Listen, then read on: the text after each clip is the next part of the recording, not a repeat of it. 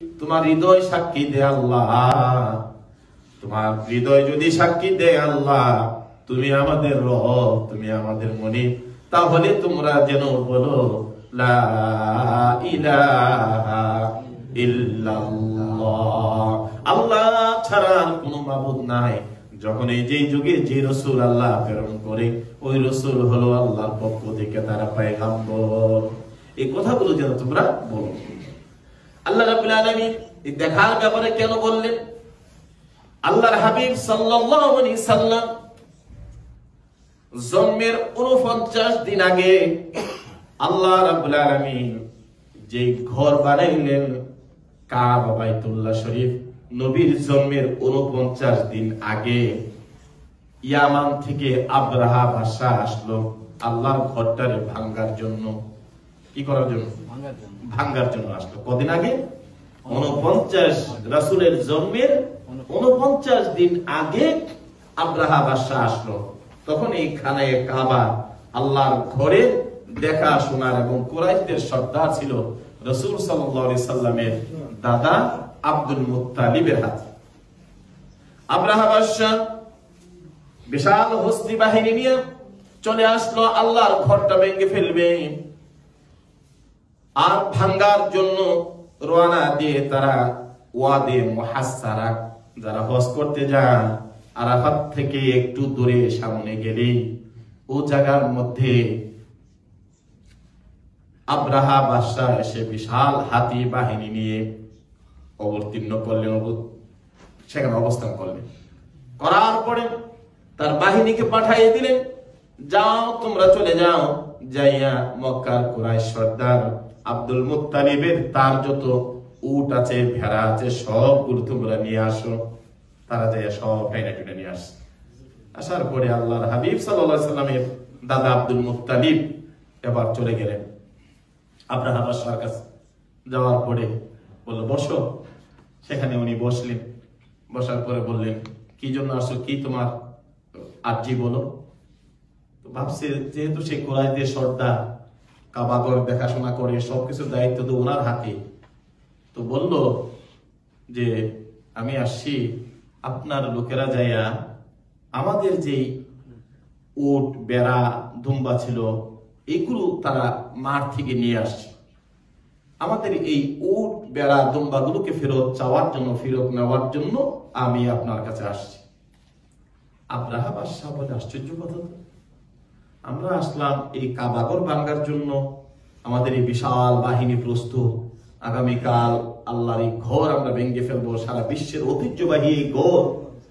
উনি এই ব্যাপারে একটা কথা বলতেছে না, উনি উনার উট আর বেড়া ছাগল নিয়ে উনি আমার কাছে ব্যস্ত। বলো কি ব্যাপার? আব্দুল মুত্তালিব বলে কি, আপনি এই কুরাইশ বংশের এবং খানায়ে কাবার এই জায়গার সর্দার, আপনি একটা বাড়ি কাবাগর আমি যে ভাঙতে আসলাম আমার কাছে কিছু বললেন না, চাইলেন না, বরং আপনি উট বেড়া মহিষ এইগুলোর কথা বললেন, কারণটা কি? আব্দুল মুত্তালিব বলল এই ভেড়া উট ছাগল এইগুলোর মালিককে আমি, আর এই ঘরের যে মালিক এই মালিক আমি দেখাশোনা করি। তো মালিক যদি থাকে তাহলে ওই মালিক ওই ঘরকে হেফাজত করবে। আপনারা তাই নাকি বলে হ্যাঁ। উনি উনার উট ভেড়া নিয়ে চলে আসছে। সূরা ফিলের তাফসীরের মধ্যে আসছে আব্দুল মুত্তালিব আইসা তার উট ভেড়া এগুলো আইনা, তখন কাবা ঘরের ভিতরে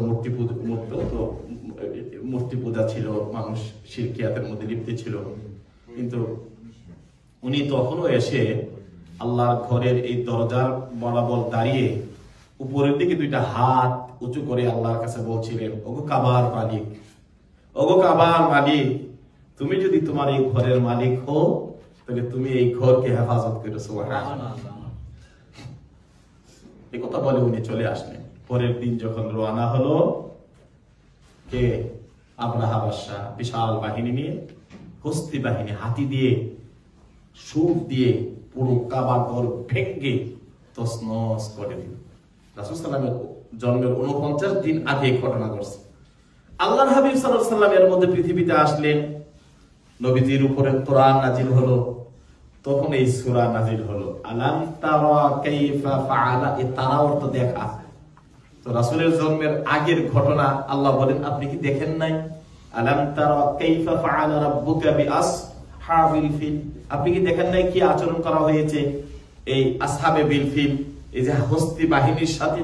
পয়রান আবাবি, সেই আরব সাগরে ভূমধ্য সাগর থেকে ছোট ছোট কণিকা এনে এক একটা এই ছোট ছোট পাখি এই পাথর পা দিয়ে ধরে এক একটা হাতির উপর ছেড়ে দিয়েছিল। আর এক একটা বুম যেমন এখন ফুটে, এইরকম ফুটে ছোট হয়ে ছিদ্র হয়ে নিচের দিকে হাতি সহকারে যারা ছিল শত শত মানুষ সেই ওয়াদে মুহাসসারাতে আল্লাহ পাক ধ্বংস করে দিলেন। এখন প্রশ্ন, সেখানে আল্লাহ পাক রব্বুল আলামিন বলছেন আলাম তারা, আপনি কি লক্ষ্য করেন নাই, অর্থাৎ আপনি কি দেখেন নাই? ওইটা তখন আরব সমাজের মধ্যে এমন ভাবে প্রচলিত ছিল যে দীর্ঘদিন পর্যন্ত এই কথাটা নিয়ে আসে। একটা কত জনবহুল একটা ঘটনা যে একজন বাদশা ভাঙতে আসছে, কোন সৈন্যবাহিনী তাকে বাধা দিতে গেল না, আল্লাহর কুদরতি পাখি এসে সেই সাধারণ পাখি এমন কিছুতে ফেললো যার জন্য পুরা আব্রাহা বাদশাকে নাস্তানাবুদ করে দিল, শত শত মানুষ মেরে ফেললো, হাতিগুলো শেষ হয়ে গেল। এই ঘটনা তখনও মক্কার মানুষের মুখে মুখে ছিল। এই জন্য আল্লাহ রাব্বুল আলামিন বলেন আলাম তারা কাইফা ফাআলা রাব্বুকা বিআসহাবিল ফিল। আপনি কি লক্ষ্য করেন নাই আসহাবিল ফিলের কথা? এখন আমরা দোয়া করি রাব্বুল আলামিন এই আসহাবিল ফিল ওই পাখিগুলো কি এখনো নাই বলে আছে? আল্লাহর বাড়িতে যখন আপনি যাবেন তাওয়াফ করবেন, দেখবেন ওই পাখিগুলো আহাদরাত্র নিশীতে ঘুরে ঘুরে ছোট ছোট পাখিগুলো আল্লাহর ঘর তাওয়াফ করছে। সুবহানাল্লাহ। পাখিরা স্বভাব যেখানেই থাকে তারা বিভিন্ন ভাবে ঘুরতে থাকে। তারা যখন তাদের টয়লেটের দরকার হয় উপর থেকে তারা করে ফেলে, কিন্তু আবাবিল পাখিগুলো আল্লাহর এই ঘরের সামনে যতবারই ঘুরে কিন্তু কোনোবার ওই পাখিগুলোর তারা মলমূত্র গুলো তারা এই হেরেমের ভিতরে করে না। যখনই মনে হয় দরকার হয় তারা বহু দূরে চলে যায়। এই পাখিগুলো আল্লাহর কুদরতি পাখি। এই পাখি দিয়ে আল্লাহ রাব্বুল আলামিন আল্লাহর ঘর বাইতুল্লাহকে আল্লাহ হেফাজত করেছিলেন। সুবহানাল্লাহ। আল্লাহ হেফাজত করলেন। এখন প্রশ্ন হলো, তখন তো আল্লাহর ঘরের ভিতরে মূর্তি পূজা ছিল, আর এখন আল্লাহর ঘরের সামনে হাজার হাজার লক্ষ লক্ষ মানুষ তাওয়াফ করে। এখন তো মানুষের ঈমান আকীদা আরো বেশি। তাহলে এখন কেন এই আবাবিল পাখি আসে না? অনেকেই তো দোয়া করে আল্লাহ তুমি আবাবিল পাখি আবার পাঠাও, আল্লাহ তুমি আবার দেও। আল্লাহ রাব্বুল আলামিন দিবে না। না দেওয়ার কারণে সূরা বনী ইসরাঈলে আল্লাহ পাক একটা কোরআনুল কারীম একটা আয়াতে বলছেন ওয়াকুতুম উদনা, আমি এই বাইতুল মুকাদ্দাসকে জাতির জন্য কিয়ামত পর্যন্ত আমি পরীক্ষা হিসাবে মানুষের ঈমানের থার্মোমিটারটা মাপার জন্য আমি এই বাইতুল মুকাদ্দাসকে রেখে দিলাম। সুবহানাল্লাহ। যখন আল্লাহর ঘরে হেফাজত করার কেউ ছিল না, যখন সারা বিশ্বে মুসলমানের সংখ্যা তেমন ছিল না, আল্লাহ রাব্বুল আলামিন তখন আবাবিল পাখি দিয়ে আল্লাহর ঘরে হেফাজত করলো। আর যখন এখন সারা বিশ্বে যখন মুসলমানের সংখ্যা 200 কোটি ছাড়িয়ে এই পৃথিবীতে যখন চলে গেল, এত জিহাদের ডাক দেয়, এত ঈমানের কথা আমরা বলি, কিন্তু তারপরও আমরা 200 কোটি মুসলমানের মধ্যে থাকার পরও আজকে ওই ফিলিস্তিনের মুসলমানের ছোট ছোট বাচ্চাগুলোরে শেষ করে দিচ্ছে, মা বাবা পরিবারগুলো শহীদ করে দিচ্ছে। হুজুর কেন আবাবিল আসে না? কেন আসবে? আল্লাহ রাব্বুল আলামিন এই যে জিহাদের ডাকের কথা আল্লাহ কিয়ামত পর্যন্ত রেখে দিলেন। হাসরের দিন আল্লাহ রাব্বুল আলামিন যেন আমাদেরকে জিজ্ঞাসা করতে পারে, ও ঈমানওয়ালারা, ঈমান নিয়ে তোমরা এই পৃথিবীতে কি করেছো? এই জন্য শুধু মুসলমানের শহীদ হলো তোমার ভাই, শহীদ হলো তোমার সন্তানগুলো, আর এই চোখ দিয়ে দিয়ে শুধু তাকায়া থাকলাম, আর এই কান দিয়া শুনলাম। এই চোখ দিয়া দেখার কান দিয়া শোনার পরে তোমাদের ঈমান কতটা বেজেছিল, তোমাদের ঈমান কতটা আল্লাহ রাস্তায় তোমাদের কতটুকু কাজ হয়েছিল, এইটা দেখার জন্য আল্লাহ রাব্বুল আলামিন আর আবাবিল পাখি পাঠান না। 200 কোটি মুসলমান একসাথে যদি হতে পারতাম আর একটা হুঙ্কার দেওয়া যেত, তাহলে এক সপ্তাহের মধ্যে ফিলিস্তিনের মুসলমানের আর এই দুঃখ দুর্দশা থাকে না। আজকে মুসলমানের যে প্রধান রাষ্ট্র দেশ সৌদি আরব বলে, দুবাই বলে, দুনিয়া চাকচিক্যতা, আরাম, আয়েশ নিজা গদিনি চলে যায়, আরামনি ভেঙ্গে জায়গা।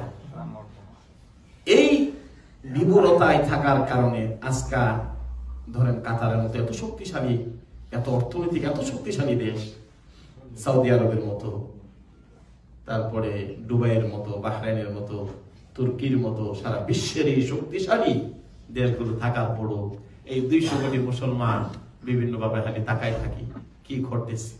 তো আমাদের ইমান আল্লাহর কাছে মাপা হয়ে গেছে কেন, যে আমরা কতটুকু আমাদের ইমান আমরা করতে পারছি, আমাদের ইমানের আমাদের কতটুকু আমরা দিতে পারছি।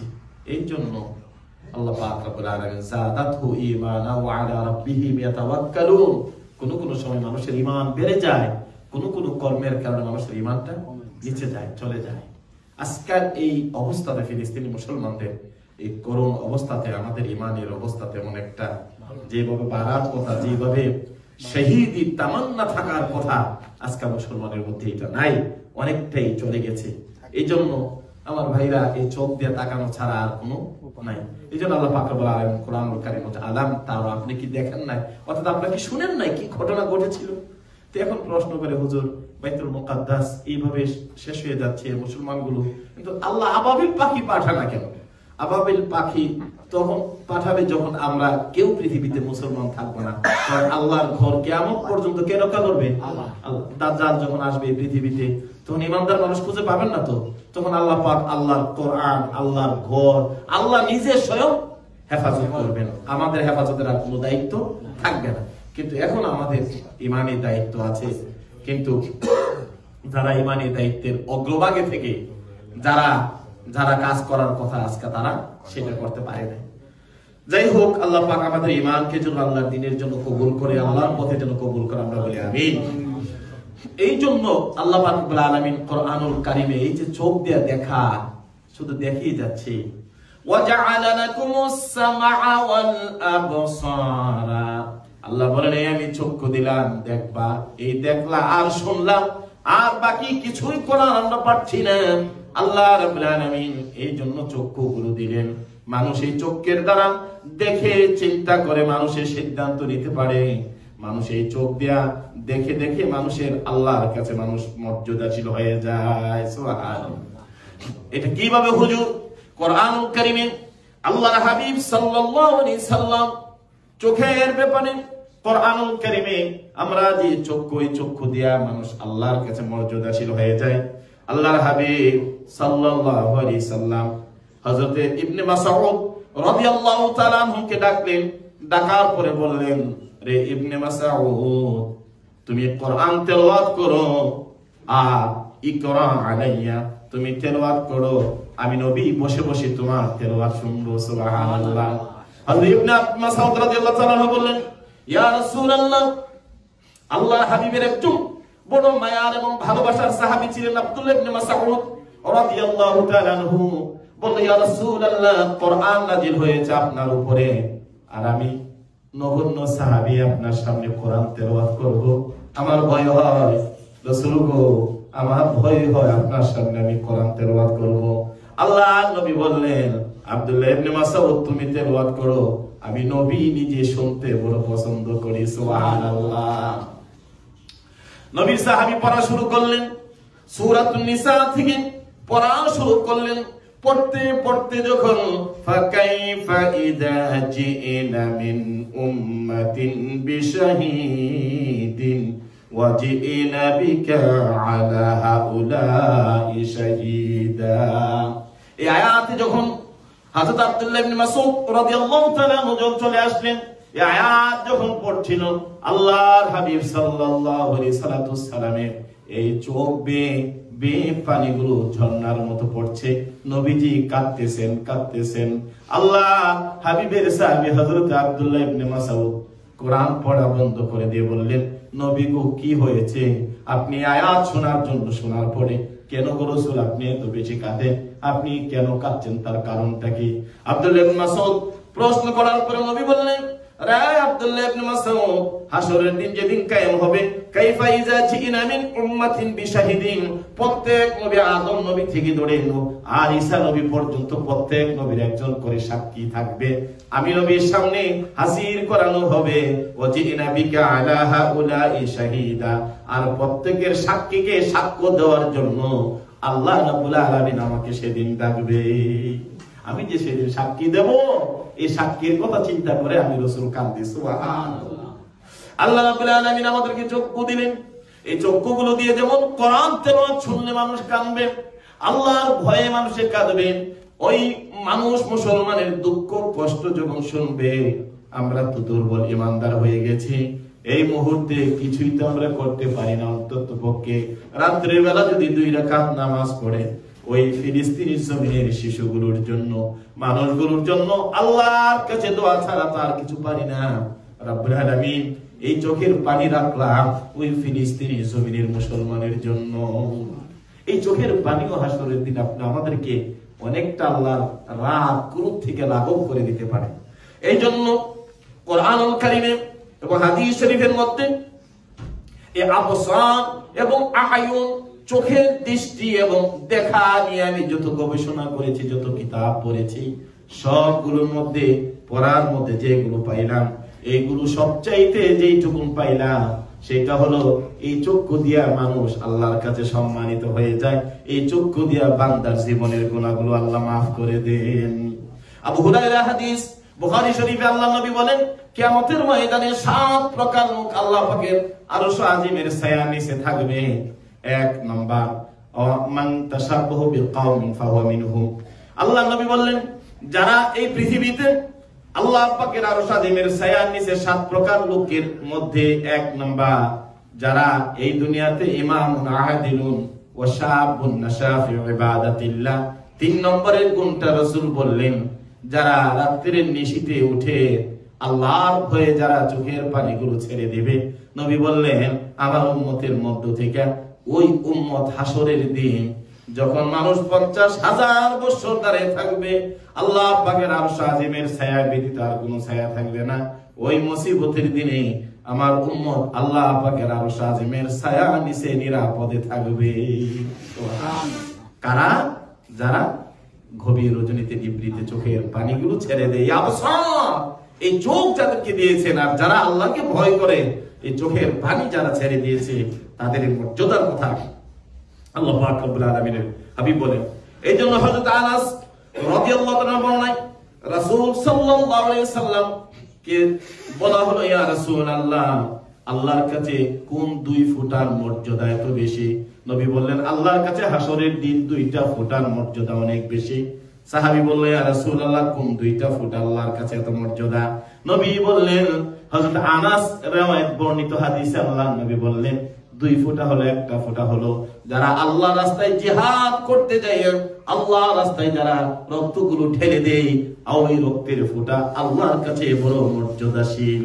আর একটা হলো যারা গভীর রজনীতে নিজের জীবনের গুনাহ কথা স্মরণ করে অথবা মানুষের দুঃখ দুর্দশার কথা চিন্তা করে গভীর রজনীতে যারা আল্লাহর ভয়ে চোখের পানিগুলো ছেড়ে দেয়, এই 2 ফোঁটা চোখের পানির মর্যাদা আল্লাহর কাছে বড় বড় বেশি, বড় মর্যাদাশীল।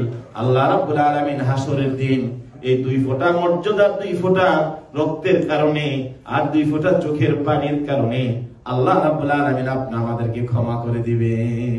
এই জন্য আমার ভাইরা, আমাদের এই চোখের ব্যাপারে কোরআন কারীম অনেক কিছু আলোচনা করা হয়েছে।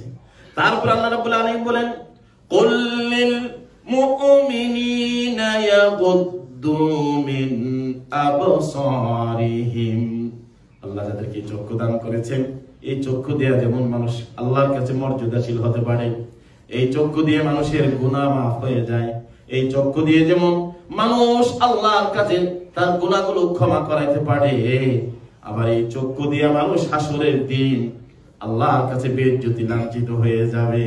এই জন্য আল্লাহ রাব্বুল আলামিন একেবারে ইন্ডিকেট করে মুমিনের কথা আল্লাহ জানাই দিলেন, কুল লিল মুমিনিনা ইয়াগুদ্দু মিন আবসারিহিম। আল্লাহ রাব্বুল আলামিন জানাই দিলেন, ও মুমিন যারা তোমরা আছো, তোমরা যখন রাস্তা দিয়ে অথবা যখন তোমরা রাস্তায় অথবা ট্রেনে বিমানে যেখানেই তোমরা চলো, চলার সময় যেন মুমিন যেন তার চক্ষুগুলোকে নিম্নগামী করে চলে।